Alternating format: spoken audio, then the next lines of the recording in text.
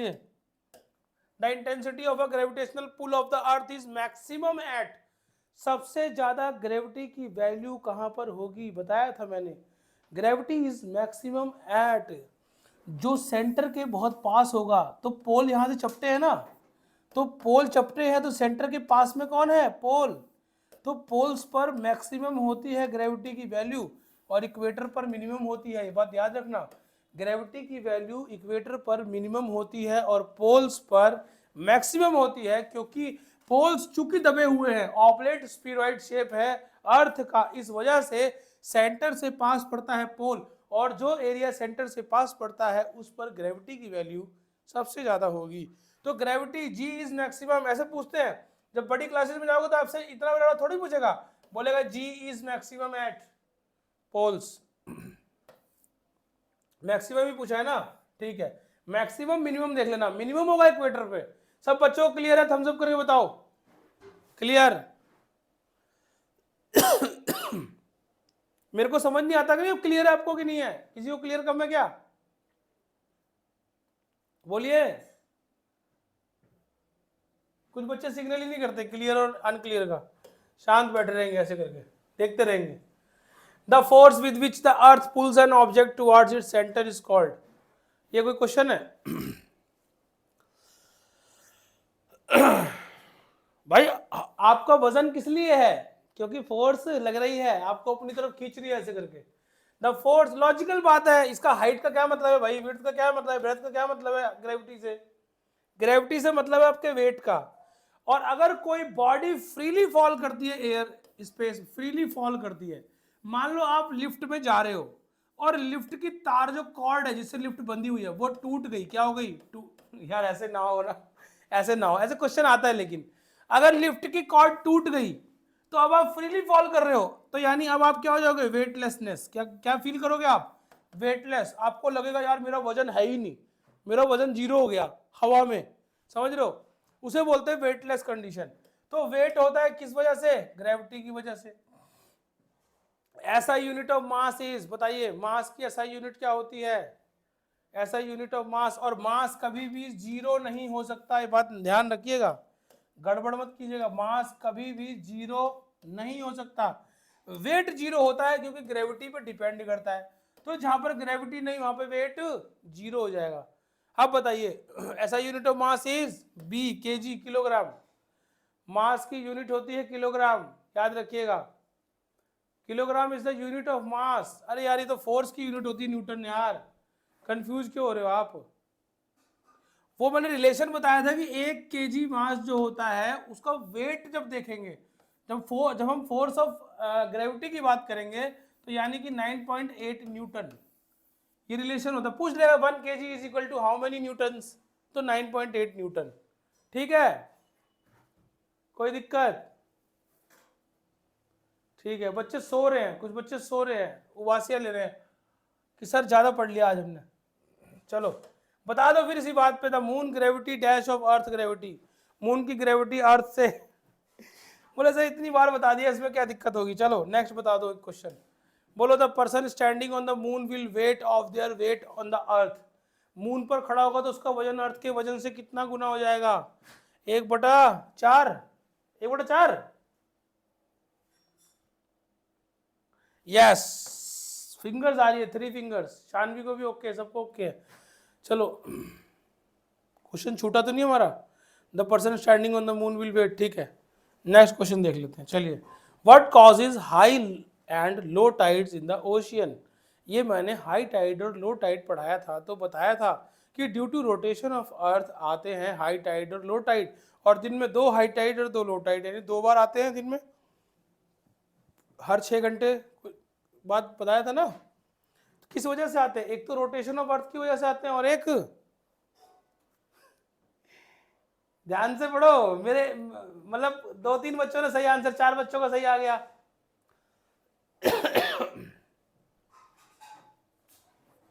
चार बच्चों का सही, सारा पढ़ो, सारे ऑप्शन पढ़ो, हाई टाइड लो टाइड, सारे ऑप्शन को आराम से पढ़ो। हाई टाइड लो टाइड की क्लास किस किसने ली थी, किस किसने क्लास ली थी हाई टाइड लो टाइड की। अर्थ की ग्रेविटेशनल फोर्स के कारण टाइड क्यों आएंगे भाई? ये तो अपनी तरफ खींचता है ना चीजों को। पानी को कौन खींचेगा? सन और मून खींचते हैं भाई।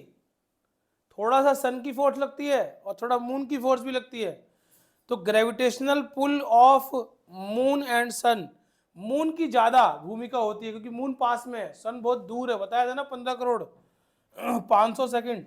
सनलाइट को धरती तक आने में कितना?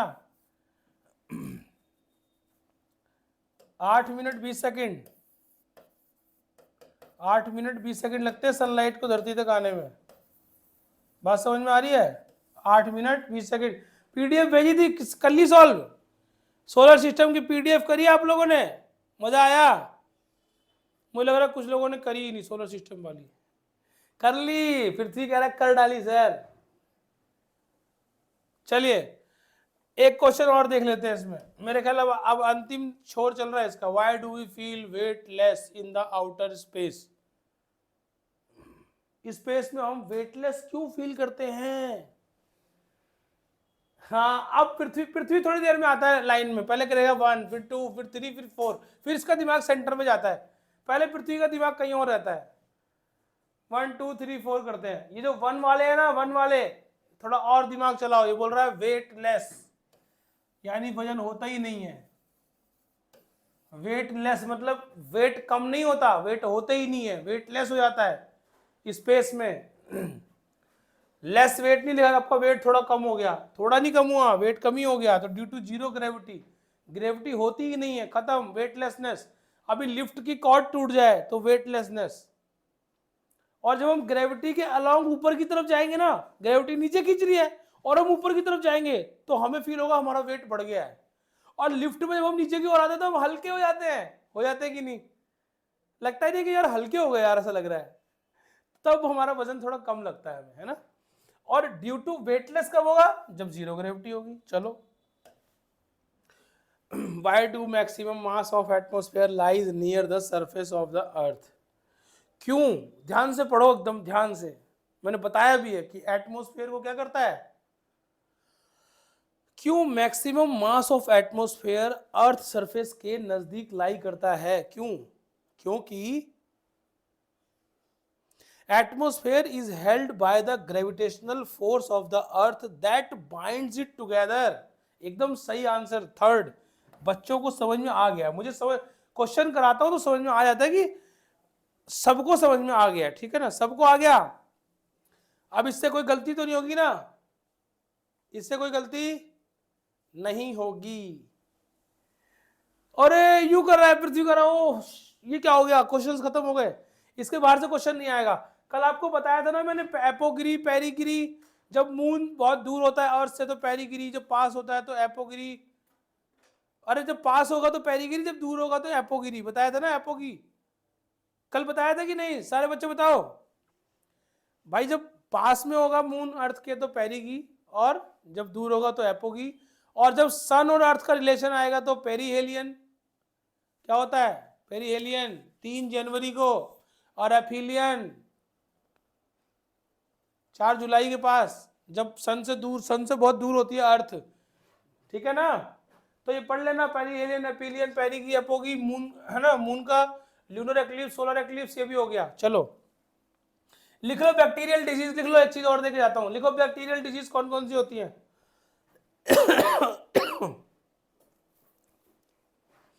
मतलब ज्यादातर खत्म कर देंगे इसमें। देखो कहानी है इसमें, इसमें क्या है, क्या है इसमें? एक कहानी। लिखो, लिखते जाओ अपनी कॉपी में, ऐसी कहानी लिखना बैक्टीरियल डिजीज की। कौन बता रहा है मुझे बैक्टीरियल डिजीज कौन कौन सी होती है? वेदांत बताओ।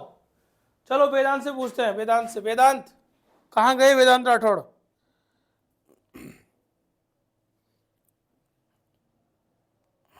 हाँ, कौन बच्चा बता रहा है बैक्टीरियल डिजीज? मुझे लग रहा है बहुत जल्दी में क्लास को क्विट कर गए कुछ बच्चे, कि सर ने क्लास तो खत्म कर दी है, अब हम जा रहे हैं। कौन बताएगा बैक्टीरियल डिजीज? आपको क्वेश्चन आएगा, 4 ऑप्शन आएंगे, which one of these is a bacterial disease? Bacteria से फैलने वाला रोग कौन सा होता है? प्रोटोजोआ बता दिया था उस दिन, प्रोटोजोआ। प्रोटोजोआ काला अजर बताया था ना, काला अजर। क्या था? काला अजहर। लिख लो, नहीं लिखा तो। प्रोटोजोआ से फैलने वाली डिजीज कौन कौन सी है? प्रोटोजोआ। इसको हम अलग से टाइम थोड़ी देंगे 2-2 घंटे का, इसको टाइम नहीं देंगे, इसको ऐसे ही कर लेंगे छोटे छोटे 5-5 मिनट में। काला अजहर प्रोटोजोआ से फैलता है, लिख लीजिए। मलेरिया प्रोटोजोआ से फैलता है, लिख लीजिए, मलेरिया। पेचिस, इसको बोलते हैं एमोइबिक डिसेंट्री, पेचिस, है ना, दस्त लग जाते हैं, बहुत दिक्कत होती है, पूरी आंतों में क्या होता है, इसका प्रोटोजोआ चला जाता है, इसको बोलते हैं एमोइबिक डिसेंट्री।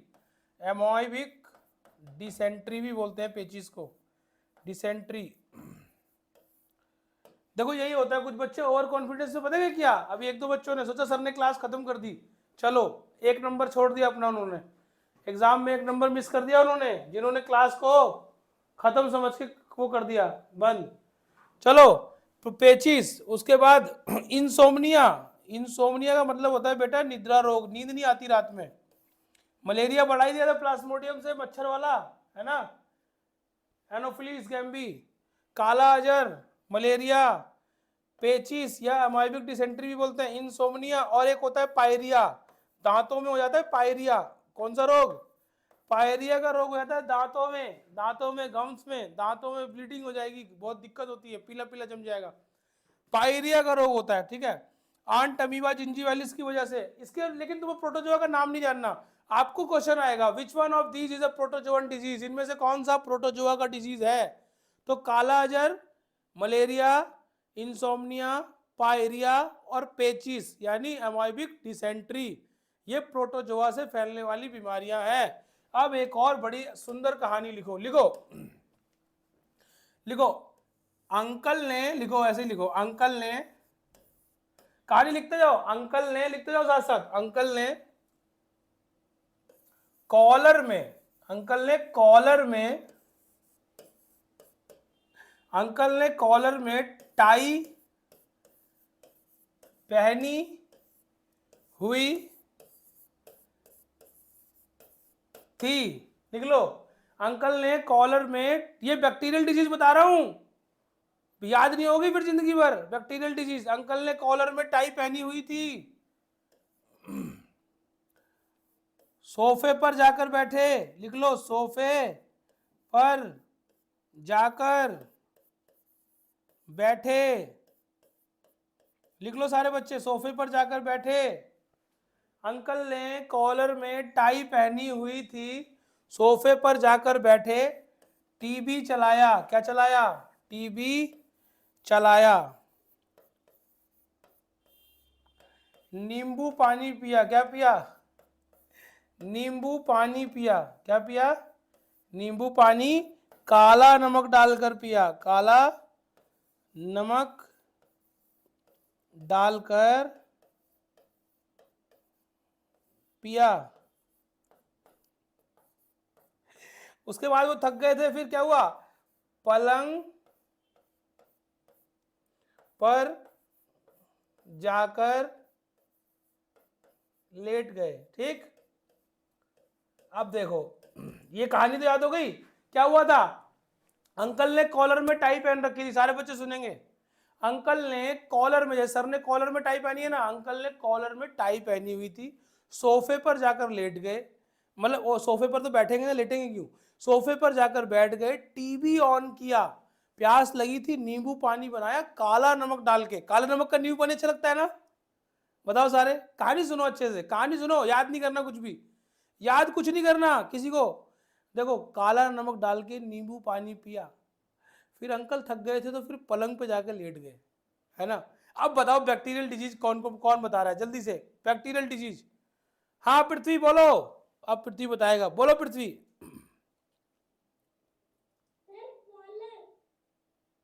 कॉलर, अच्छा कॉलर से, हर जगह बता रहा है पृथ्वी। अंकल ने कॉलर में, कॉलर से कॉलरा लिख लो, कॉलरा। कॉलरा जो होता है वो बैक्टीरियल डिजीज, कॉलरा बैक्टीरिया से फैलता है, विब्रियो कॉलरीज का बैक्टीरिया होता है, तुम सिर्फ कॉलरा लिखो बैक्टीरियल डिजीज में। ये कहानी याद रखना, अंकल ने कॉलर में टाई पहनी हुई थी, लिख लो, कॉलर से कॉलरा। हाँ बताओ अब पृथ्वी, टाई पहनी हुई थी, ये टाई से क्या हो रहा है? टाइफॉइड लिखिए, वेरी गुड, साल्मोनेला टाइफी से फैलता है टाइफॉइड। अंकल ने कॉलर में टाई पहनी हुई थी और टाई से टाइफॉइड हुआ, बैक्टीरियल डिजीज है, बैक्टीरिया से फैलता है टाइफॉइड। लिख लो, कॉमन कॉमन।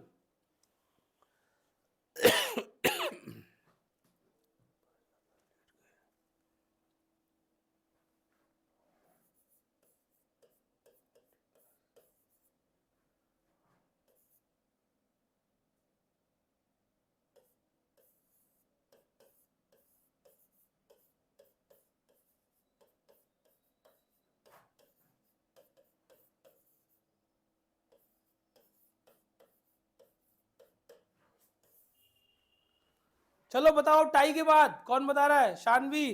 टाई के बाद अंकल ने कॉलर से कॉलरा, कॉलर में टाई पहनी थी, टाइफाइड साल्मोनेला टाइफी से फैलता है। नहीं नहीं नहीं, काला अजर प्रोटोजोअन डिजीज है, काला अजर की बात नहीं होगी। काला अजर प्रोटोजोआ से फैलता है। प्रोटोजोआ एक अलग जीव है बेटा, एक अलग ऑर्गेनिज्म। प्रोटोजोआ से फैलने वाली 5 बीमारी, काला अजर, इंसोम्निया, पायरिया, पेचिस, मलेरिया। और पेचिस को एमोइबिक डिसेंट्री भी बोलते हैं, याद रखना।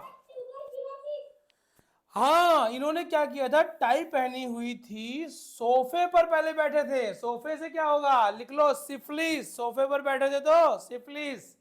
सोफे पे बैठे थे ना, तो इनको क्या हुआ था, सिफिलिस। सिफिलिस भी फैलता है किससे, बैक्टीरिया से। लिख लो, सिफिलिस बैक्टीरिया से फैलता है। सिफिलिस, सोफे पे बैठे थे ना तो सिफिलिस। कहानी से याद हो जाएगा आपको, कॉलर में टाई यानी कॉलरा टाइफाइड, सोफे पे बैठे थे तो सिफिलिस, और फिर टीबी देख रहे थे तो ट्यूबरक्लोसिस। लिख लो, टीबी ट्यूबरक्लोसिस, माइकोबैक्टीरियम ट्यूबरक्लोसिस से फैलता है। लिखिए, इसका बैक्टीरिया होता है माइकोबैक्टीरियम ट्यूबरक्लोसिस। टीबी देख रहे थे ना, सोफे पर बैठ कर टीबी देख रहे थे तो टीबी भी क्या हो गई, डिजीज हो गई ना।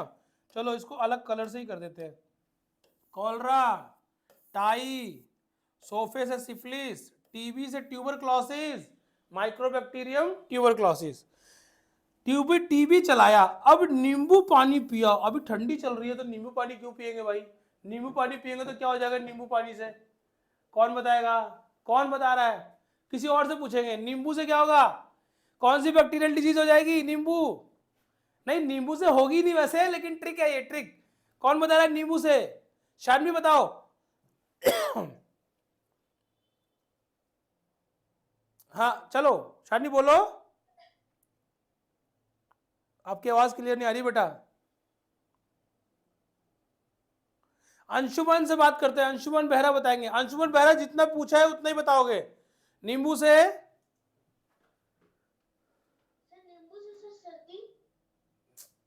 करेक्ट बताना है, बिल्कुल करेक्ट नाम बीमारी का। स्वराज बताओ, स्वराज से बात करेंगे, पृथ्वी से बहुत बात हो गई। स्वराज बोलो। निमोनिया, यस, निमोनी इसका वायरस होता है, नींबू से निमोनिया हो जाएगा। निमोनिया भी बैक्टीरिया से होता है, सॉरी वायरस बोल दिया मैंने। निमोनी इसका क्या होता है, इनके सबके बैक्टीरिया के नाम इनके नाम से ही है। सल्मोनेला टाइफी टाइफाइड करेगा, माइक्रोबैक्टीरियम ट्यूबरक्लोसिस टीबी करेगा, कॉलरा का बैक्टीरिया कॉलरी, इनके नाम से ही मिला जुला है, कॉलरी। ठीक है ना, तो डरना मत आप। टाइफाइड सैल्मोनेला टाइफी, तो टाई पहनी थी अंकल ने, कॉलर में टाई पहनी यानी कॉलरा टाइफाइड। सोफे पर बैठे तो सिफिलिस हो गया, और फिर सोफे पर सिफिलिस, टीबी देखा तो ट्यूबरक्लोसिस, और अंकल ने नींबू पानी पिया। अब काला नमक आ गया, बताओ कौन सी बीमारी हो गई? काला नमक से कौन सी बीमारी आएगी, जल्दी बता दो। जो बताएगा वो बेस्ट हो जाएगा, आज बेस्ट, आज का बेस्ट स्टूडेंट बता बन जाएगा। कौन बता रहा है कोई? यार सारे आंसर पृथ्वी देगा क्या, कोई और नहीं है क्या? सिर्फ पृथ्वी ऐसे ऐसे कर रहा है, बोले सर ब्रह्मांड का ज्ञान इधर ही है। कौन है? हाँ बोलो, हिमांशु कुमार, देखो हिमांशु बोल रहा है। हिमांशु, काला नमक से क्या होगा? काला नमक से कौन सी ट्रिक आ रही है, कौन सी बीमारी आ रही है? काला अजर बेटा प्रोटोजोवन डिजीज है, बैक्टीरियल डिजीज की बात कर रहा हूं। पेज के ऊपर सारे लिख लो, बैक्टीरियल डिजीज की कहानी है ये। कॉलर में टाई यानी कॉलरा टाइफाइड, सोफे में बैठे थे सिफिलिस हुआ, फिर टीबी देखा ट्यूबरक्लोसिस, ये सब बैक्टीरिया की बीमारी है, बैक्टीरिया से होती है। निमोनिया, नींबू पानी पिया काला नमक से। बोल भाई पृथ्वी, तू ही बोल दे यार भाई। हाँ, अब पृथ्वी का ज्ञान भी खराब हो गया। काला नमक से होती है काली खांसी यानी वूफिंग कफ। लिख लो, दोनों हिंदी में भी इंग्लिश में भी।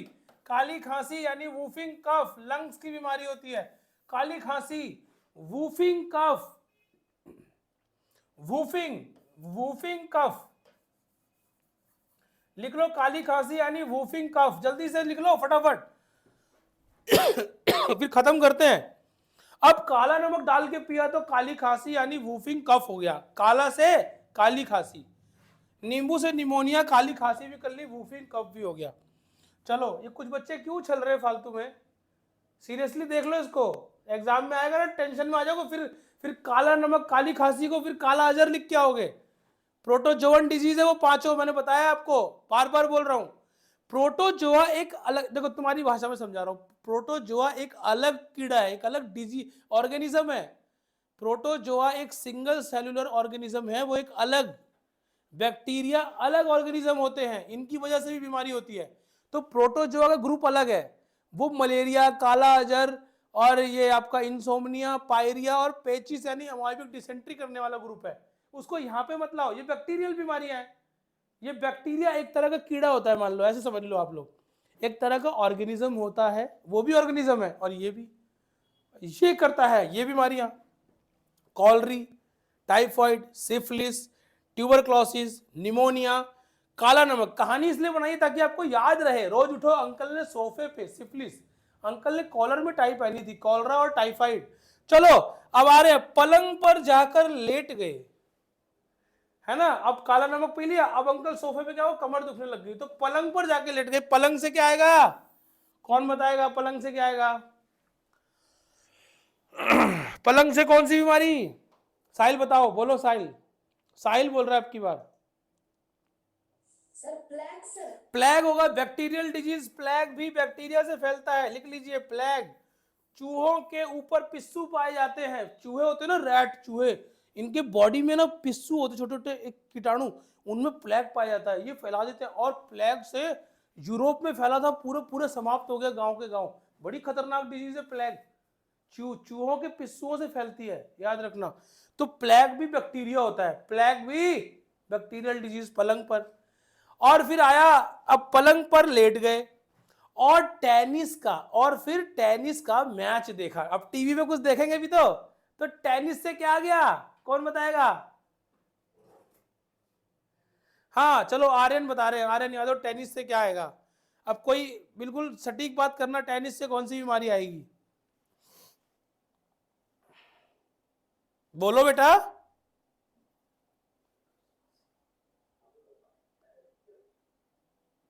हिमांशु कुमार बोलो। है किसी के पास आंसर? हिमांशु बोलो। बिल्कुल सही बोला इसने। अरे टीवी में टेनिस का मैच आएगा तो टेटनस हो जाएगा, टेनिस से टेटनस, लिख लो, टेटनस भी क्या है, टेटनस लिख लो, टेटनस।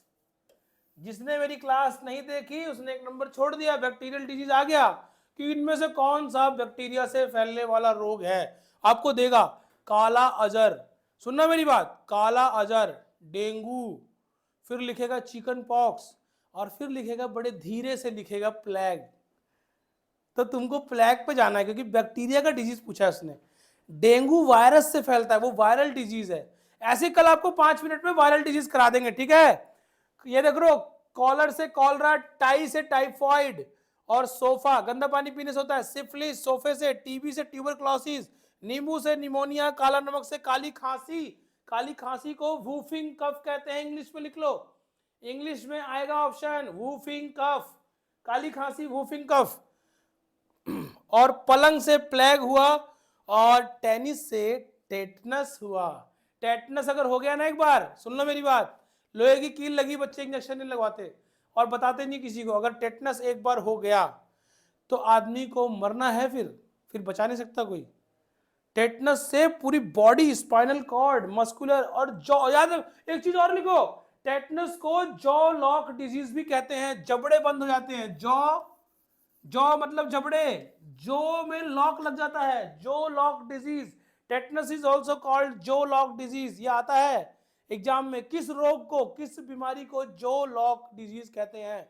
जो लॉक डिजीज, जबड़ा बंद, ये खुलना बंद होता है, सबसे पहले क्या होगा, आपके जबड़े लॉक हो जाएंगे, जबड़ा खुलना बंद हो जाएगा और धीरे धीरे इंसान का शरीर धनुष की तरह करता चला जाता है, एकदम ऐसे जो वी ऐसे बन जाएगा, डी शेप, पूरी स्पाइनल कॉर्ड टूटने लगेगी, मस्कुलर पूरी मसल्स को खत्म कर देगा, और इंसान खुद कहता है मुझे मार दो।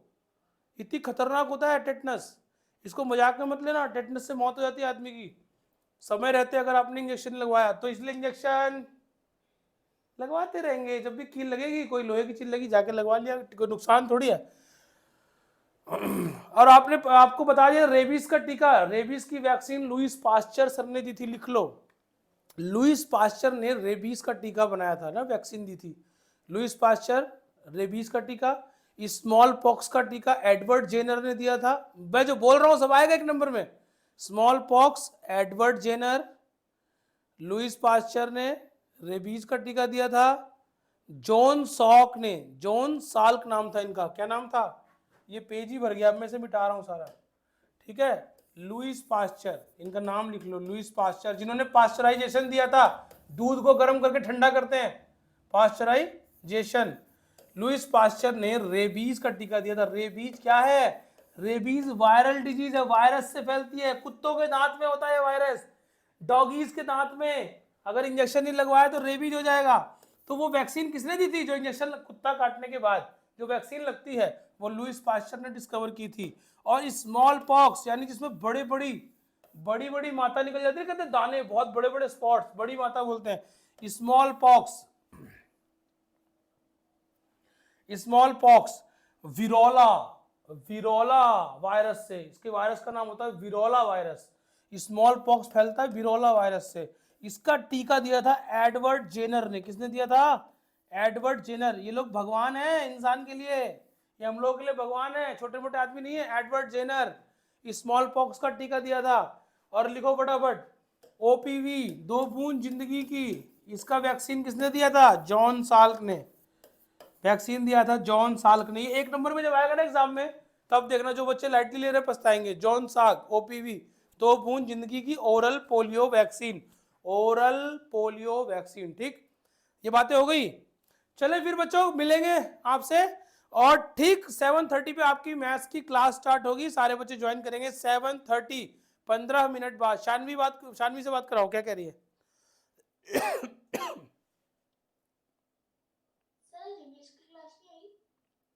हाँ बेटा, हाँ इंग्लिश की क्लास आज नहीं हो पाई बेटा, मैथ्स की क्लास होगी।